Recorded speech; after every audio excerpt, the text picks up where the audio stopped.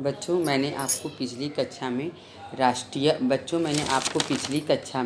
राष्ट्रीय विकास के बारे में बताया था कि किसी देश का राष्ट्रीय विकास कैसे होता है।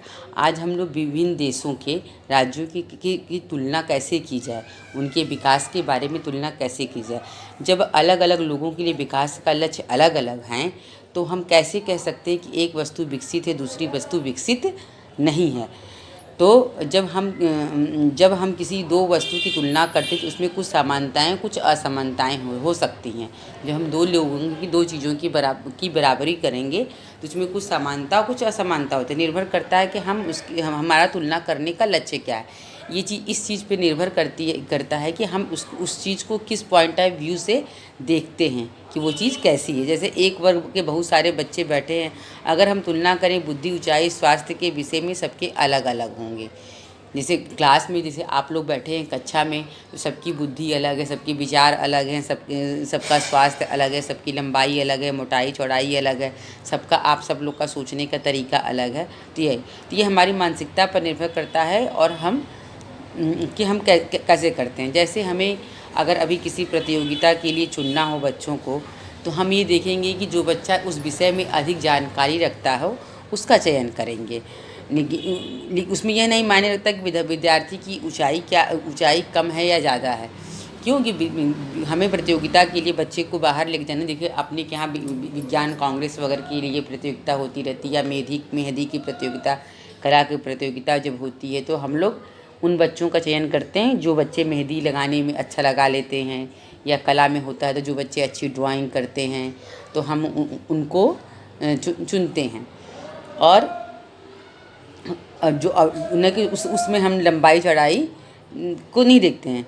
इसी तरह से देश में भी दूसरे देशों से तुलना की जाती है। तो देशों की तुलना करने के लिए उनकी राष्ट्रीय आय सबसे महत्वपूर्ण विशिष्टता समझी जाती है, और जिन देशों में आय अधिक है उन्हें कम आय वाले देशों से अधिक विकसित समझा जाता है। तो अभी तक देखिए राज्यों की तुलना में, विभिन्न देशों के राज्यों की तुलना कैसे की जाए मैंने आप लोगों को बताया कि विकास की जो परिभाषा है, विकास की सोच है, वो सभी के लिए अलग अलग होते हैं। और ये व्यक्ति के ऊपर निर्भर करता है क्योंकि कोई वस्तु किसी के लिए विकसित है, किसी के लिए विकसित नहीं। जैसे बांध बनते हैं, बांध से बिजली उत्पादन होती है तो उद्योगपति के लिए लगता है कि ये विकास है, हमें अच्छी बिजली मिल रही है। लेकिन जब वहाँ की खेती उजड़ जाती है, किसानों के लिए लगता है कि वो विनाश है। किसानों के लिए, जो वहाँ के स्थानीय निवासी रहते हैं, उनको लगता है कि ये विकास नहीं, विनाश हुआ है। तो इसी से है। तो और राष्ट्रीय आय के आधार पर ही हम दो देशों की तुलना करते हैं। अब प्रश्न आता है कि राष्ट्रीय आय क्या चीज़ है। एक राष्ट्र के अंदर उपस्थित, अब राष्ट्रीय यानी राष्ट्र यानी जैसे देश, जैसे हमारा देश है भारत, एक राष्ट्र के अंदर उपस्थित सारे नागरिकों के आय को जोड़ दिया जाए तो हमारे पास राष्ट्रीय आय आ जाती है। अब आप इस चीज़ को इस तरह से समझिए, जैसे आपका घर है, हमारा भारत देश भी एक घर है। तो अपने घर से इसको समझिए, जैसे आपका घर है, आपके घर में 6 मेंबर हैं, तो 6 मेंबर अगर 3-3 हज़ार रुपया भी कमाते हैं तो कितना कमा लिए? 3 पचे 15, 3 छक्के 18,000 रुपया। कितना कमाए? आपके घर की आय कितनी हुई? 18,000 रुपये हुई। और उसी तरह हम सब भारत के नागरिक हैं। भारत जो देश है, भारत जो घर है, समझिए भारत जो घर है, इसके नागरिक मिल करके साल भर में जो जितना कमाते हैं उसको हम राष्ट्रीय आय कहते हैं। कुल आय से हमें औसत आय के विषय में जानकारी नहीं मिलती। इस प्रकार से तो आय तो निकल गई देश की आय कितनी है, लेकिन औसत आय क्या होगी इसकी हमें जानकारी नहीं मिलती। इसके लिए हमें प्रति व्यक्ति आय की ज़रूरत होती है। अब आप सोचेंगे कि प्रति व्यक्ति आय क्या होता है। जैसे आपके घर में सभी मेंबर्स हैं, कोई 3,000 कमाया, कोई 2,000 कमाया, कोई 4,000 कमाया, तो मिलाकर आपके घर में जो आमदनी हो रही है तो उसको परिवार के सारे मेंबर्स में भाग अगर दे दिया जाए तो प्रति व्यक्ति आय निकल सकती है। हम औसत आय का प्रयोग क्यों करते हैं, इस शब्द का हम प्रयोग क्यों करते हैं? देशों के बीच तुलना करने के लिए आय इतना उपयुक्त माप नहीं है, क्योंकि देशों की जनसंख्या अलग अलग होती है। देखिए, अगर किसी देश की जनसंख्या के कुल आय की हम गणना करें तो हर देश की जनसंख्या अलग है। किसी जैसे चीन की जनसंख्या भारत से ज़्यादा, भारत की आबादी अरब 34 करोड़ है, अमेरिका की आबादी मात्र 34 करोड़ है, तो अलग अलग होती। कुल आय की तुलना करें हमें यह ज्ञात नहीं होगा कि प्रति व्यक्ति औसत कितना कमा रहा है। तो कुल आय की तो गणना हो गई, लेकिन इस बात की हम गणना नहीं कर पाएंगे कि एक व्यक्ति वहाँ साल भर में औसत कितना कमा रहा है। और क्या एक देश के लोग दूसरे देश से बेहतर हैं? इसलिए हम औसत आय की तुलना करते हैं। इसीलिए हम औसत आय की तुलना करते हैं कि मतलब कि हर जनसंख्या, जहाँ ज़्यादा जनसंख्या रहेगी वहाँ आय ज़्यादा होगी, कम होगी। और आय के आधार पे ही हम देखते हैं कि जैसे आय का मतलब इनकम, जैसे किस घर की इनकम ज़्यादा है, अपने अगल बगल से समझ लीजिए कि आपके घर की इनकम कितनी है, बगल वाले घर की इनकम कितनी है।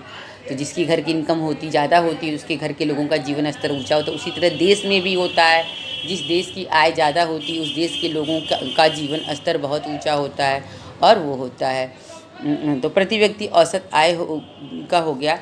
देखिए, प्रति व्यक्ति आय निकालने के लिए प्रति व्यक्ति आय बराबर देश की कुल आय और बटा देश की कुल जनसंख्या में भाग दे देते हैं। इसका ये सूत्र है। अब आय और अन्य मापदंड।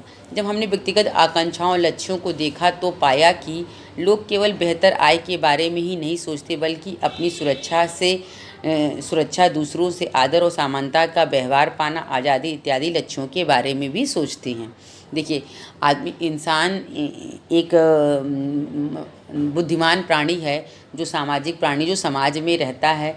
तो सिर्फ पैसा ही उसके लिए बहुत मायने नहीं रखता, बल्कि वो अपनी सुरक्षा भी चाहता है कि हम कहीं जाएं तो सुरक्षित रहें, दूसरों से आदर भी पाना चाहता है और समानता का व्यवहार भी पाना चाहता है। आज़ाद भी रहना चाहता है, ताकि कोई बंधन ना हो, जब चाहे वो घूम फिर सके, जैसा चाहे पहन ओढ़ सके। इसलिए लक्ष्यों के बारे में सोचते हैं। इस प्रकार जब हम किसी देश या क्षेत्र के बारे में सोचते हैं तो हम औसत आय के अन्य महत्वपूर्ण लक्ष्यों के विषय में भी सोचते हैं। तो जब हम किसी देश की जब दो देशों की आय की तुलना कर लेते हैं तो आय के अतिरिक्त हम उन देशों के लक्ष्यों के विषय में भी सोचते हैं कि वहाँ पे अन्य महत्वपूर्ण विषय क्या है। इस क्षेत्र में सबसे बड़ी चीज़ है सार्वजनिक सुविधाएं। सार्वजनिक से आप क्या समझते हैं? सार्व यानी सभी के लिए, जन यानी सभी लोगों के लिए जो सुविधाएं दी जाती हैं उसको सार्वजनिक सुविधाएं कहते हैं। जैसे हॉस्पिटल की सुविधा, परिवहन की सुविधा, संचार की सुविधा को हम सार्वजनिक सुविधा कहते हैं। तो हरियाणा में देखिए, अब इस चीज़ को ऐसे समझिए, हरियाणा में औसत व्यक्ति की आय केरल के औसत व्यक्ति से आय अधिक। अपने देश में जो हरियाणा राज्य है, हरियाणा राज्य की एक व्यक्ति औसत जो कमाता है वो केरल राज्य के व्यक्ति से अधिक कमाता है, लेकिन कुछ महत्वपूर्ण क्षेत्रों में वो केरल से पीछे है। अधिक इनकम करने के बावजूद भी हरियाणा केरल से कुछ क्षेत्रों में, कुछ सार्वजनिक सुविधाओं में केरल से पीछे है। विकास के लिए आवश्यक तत्वों में सार्वजनिक सुविधाएं अति महत्वपूर्ण हैं। यह आवश्यक नहीं कि जब जेब में रखे रुपए से हम वो सब वस्तुएं खरीद सकें जिसकी आपको एक बेहतर जीवन के लिए आवश्यकता हो सकती है।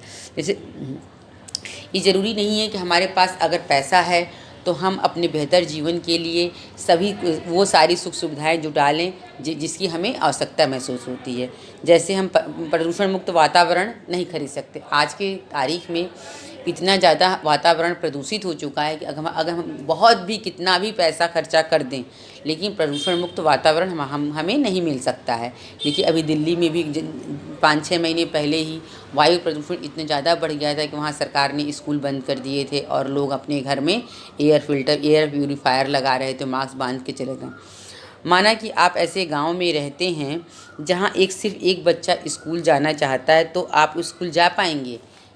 तो जैसे मान लीजिए आप किसी ऐसी जगह रहते हैं जहाँ सिर्फ एक बच्चा स्कूल जाना चाहता है, तो आप स्कूल नहीं जा पाएंगे। और अगर उसके माता पिता उसे शहर या बाहर नहीं भेज सकते तो वो शिक्षा प्राप्त नहीं कर पाएगा। क्योंकि सभी के माता पिता की बाहर भेज कर बच्चों को पढ़ाने की क्षमता नहीं होता है। उस स्थिति में अगर बहुत सारे बच्चे स्कूल जाना चाहते हैं तो सरकार या कोई निजी कंपनी स्कूल बनाएगा और बच्चे पढ़ पाएंगे। आप इसलिए पढ़ पा रहे हैं, आप सब लोग यहाँ इसलिए पढ़ पाएँ क्योंकि बहुत से अन्य बच्चे भी पढ़ना चाहते हैं। इसलिए बहुत से लोग मानते हैं कि सरकार को स्कूल खोलना चाहिए और जिससे सभी बच्चों को पढ़ने का अवसर मिले। जो विद्यालय शिक्षा है ये सार्वजनिक सुविधा है, इसमें सरकार को स्कूल खोलना चाहिए ताकि सभी बच्चे, जिनके पास पैसा है जिनके पास नहीं है, सभी बच्चों को पढ़ने का अवसर मिले। अभी बहुत से क्षेत्रों में बच्चे, मुख्य रूप से लड़कियां, उच्च विद्यालय शिक्षा नहीं ले पाती क्योंकि सरकार समाज इनके लिए पर्याप्त सुविधाएं उपलब्ध नहीं कराई हैं। बच्चों, आप लोग कुछ शहर में रहते हैं तो इसलिए आप लोगों को इन चीज़ों का एहसास नहीं है कि गाँव का माहौल कैसा होता है। जो बच्चे थोड़ा बहुत गाँव देखे होंगे तो वहाँ लड़कियों की शिक्षा की पर्याप्त व्यवस्था होने, सरकार और समाज की तरफ न होने की वजह से लड़कियाँ वहाँ हाई स्कूल, इंटर के बाद आगे कॉलेज की पढ़ाई नहीं कर पाती हैं क्योंकि हमारा समाज और सरकार उनको ये चीज़ें उपलब्ध नहीं करा पाता है। केरल में देखिए शिशु मृत्यु दर कम है क्योंकि वहाँ की स्वास्थ्य और शिक्षा मौलिक सुविधाएं पर्याप्त मात्रा में उपलब्ध है। हमारे देश का जो केरल राज्य है बहुत ही महत्वपूर्ण राज्य है। केरल में सबसे कम शिशु मृत्यु दर है क्योंकि वहाँ स्वास्थ्य और शिक्षा का जैसी सुविधा पर वहाँ की सरकार ने बहुत ज़्यादा ध्यान दिया। केरल एक ऐसा राज्य है जहाँ 98% साक्षरता दर है, वहाँ के करीब करीब सभी लोग पढ़े हैं। इसी प्रकार कुछ राज्यों में सार्वजनिक वितरण प्रणाली ठीक प्रकार से कार्य करती है। सार्वजनिक वितरण प्रणाली से आप क्या समझ रहे हो? सार्वजनिक वितरण प्रणाली वो होती है जैसे राशन की दुकान होता है ना, तो हमें राशन मिलता है तो उसको हम सार्वजनिक वितरण प्रणाली कहते हैं। और जहाँ जिस अच्छे ढंग से जिस राज्य में राशन देने की व्यवस्था होती है वहाँ के लोगों में कुपोषण की संभावना कम होती है। आपको देखिए ये जो MDM दिया जाता है आप लोगों को खाने के लिए स्कूल में, ये भी इसीलिए दिया जाता है ताकि बच्चे आराम से मतलब खा सकें और कुपोषण की भावना कम हो। तो इससे आप लोग क्या समझ रहे हैं कि स्कूल, स्वास्थ्य, शिक्षा जैसे है, और ये सब अलग अलग राज्यों में अलग अलग निर्भर करता है। कुछ राज्यों में जैसे हरियाणा की आय अधिक होते हुए भी केरल इस मामले में केरल से पिछड़ा हुआ है। सार्वजनिक वितरण प्रणाली महाराष्ट्र में सबसे अच्छी काम करती है जिसकी वजह से महाराष्ट्र में कुपोषण वगैरह की समस्या कम है। आंध्र प्रदेश में भी सही तरीके से कार्य करती है। अब है विकास की धारणीयता। हम लोग आजकल कुछ प्राकृतिक संसाधनों का असंतुलित रूप से प्रयोग करते आ रहे हैं। देखिए प्राकृतिक जो संसाधन है जैसे मैंने बताया था, भूमि, जल, वायु, पानी, ये सब प्राकृतिक संसाधन है जिसका हम लोग असंतुलित अंधाधुंध उपयोग कर रहे हैं, दुरुपयोग कर रहे हैं। ऐसा इसलिए कर रहे हैं कि हमें लगता है कि संसाधन प्रकृति द्वारा मुक्त उपहार है क्योंकि हमें प्रकृति से मिले और भविष्य में की पीढ़ी को इसकी ज़रूरत नहीं है। परंतु ये गलत है। हमारी ये जो सोच है, हम लोग ये सोच से गलत हैं कि ये प्राकृतिक संसाधन असीमित नहीं हैं और एक बार उपयोग करने पे खत्म, जैसे कोयला और पेट्रोलियम संसाधन। इसलिए हमें इन संसाधनों का सीमित मात्रा में प्रयोग करना चाहिए। लेकिन जो हम सोचते हैं कि हम इन संसाधनों का जो प्रकृति ने हमें निःशुल्क रूप से दिया है, इन संसाधनों का हम जितना चाहें उतना प्रयोग करें और ये कभी ख़त्म नहीं होगा, तो ऐसा नहीं है। कोयला और पेट्रोलियम जैसे संसाधन बहुत जल्दी ख़त्म हो जाएंगे। वर्तमान में भी और भविष्य के लिए भी बचा कर रखना होगा। हमें अपने इन प्राकृतिक संसाधनों को ऐसा उपयोग करना होगा कि हम उसे वर्तमान के लिए भी बचा सकें और भविष्य के लिए बचा सकें। इसमें आप देखेंगे बच्चों कि जैसे जल है, जल क्या है? प्राकृतिक संसाधन है और कहा जाता है कि जल ही जीवन है। जल के बिना जिस दिन लाइट चली जाती है, हमारे घर में पानी नहीं आता, तो हमारे लोग का सारा जीवन अस्त व्यस्त हो जाता है कि आज लाइट नहीं है, पानी नहीं, लाइट नहीं, पानी नहीं है, हम लोग करने लगते हैं। लेकिन पानी का हम लोग कितना ज़्यादा दुरुपयोग कर रहे हैं। अभी समझिए कि भूमिगत जल स्तर हर साल नीचे की नीचे जा रहा। हर जगह, हर घर में करीब समरसेबुल लग रहा। गाँव में घर में हर 1 किलोमीटर 2 किलोमीटर पर समरसेबुल लोग लगा रहे हैं। समरसेबुल से हम पृथ्वी का जल इतना ज़्यादा यूज़ कर रहे हैं, इतना ज़्यादा उपयोग कर रहे हैं कि भूमिगत जल होता है। गर्मी में देखिए पानी के लिए हाहाकार मच जाता है। पेपरों में फ़ोटो आप लोग देखते होंगे। यहाँ तो सार्वजनिक है, आपको नगर निगम के द्वारा पानी मिल जाता है, लेकिन कभी कभी पेपर में ध्यान से देखिएगा, अभी मई जून का महीना आएगा कि पानी के लिए कितनी लंबी लाइन लगती है। लोग अपने घरों में पानी के लिए टैंकर नहीं आता तो टैंकर से पानी की सप्लाई किया जाता है।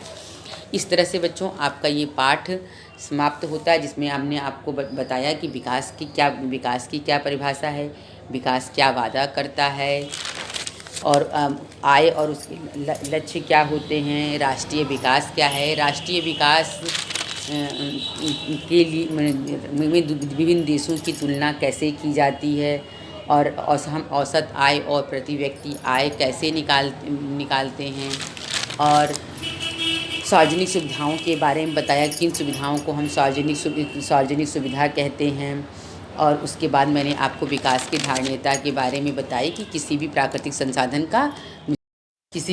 संसाधन का हमें दुरुपयोग नहीं करना चाहिए। इस तरह से बच्चों आपका ये पाठ समाप्त होता है। और आप अब हम अगले क्लास में आपको हम भूगोल का पहला पाठ पढ़ाएंगे। तो और आपके 3 पाठ समाप्त हो गए। इतिहास से मैंने यूरोप में राष्ट्रवाद समाप्त किया, नागरिक शास्त्र में से सत्ता की साझेदारी समाप्त किया, अर्थशास्त्र से विकास पाठ समाप्त किया। अब आपका सोशल का चौथे विषय का